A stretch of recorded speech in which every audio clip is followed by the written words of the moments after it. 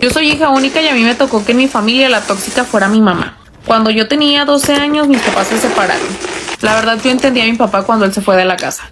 Mis últimos recuerdos de ellos dos juntos son solamente gritos y peleas. El acuerdo cuando ellos se separaron fue que yo me la iba a pasar los fines de semana con mi papá. Íbamos y visitábamos a su familia. A mí me encantaba, yo adoraba a mi abuelita.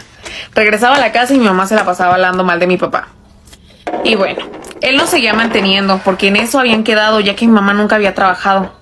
Hasta ahí mi mamá no había tenido mayor problema. Solamente pues se la pasaba hablando mal de la familia de mi papá y como que metiendo cizaña. Pero la verdad es que yo no le hacía mucho caso.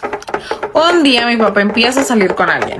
Y ahí fue cuando empezaron los problemas. A mi mamá ya no le gustaba que fuera con mi papá, a pesar de que yo ni siquiera conocía a la chava con la que él estaba saliendo. Me empezaba a chantajear y a decir que si a poco prefería a mi papá, que si yo estaba de acuerdo en lo que le estaban haciendo, que seguramente la novia me iba a tratar muy mal. Y que en el momento en el que ellos se casaran o empezaran a vivir juntos, se iba a olvidar mi papá de mí. Después de que mi papá tenía ya 3 años con su novia, decidió que me la iba a presentar, porque ya iban a vivir juntos.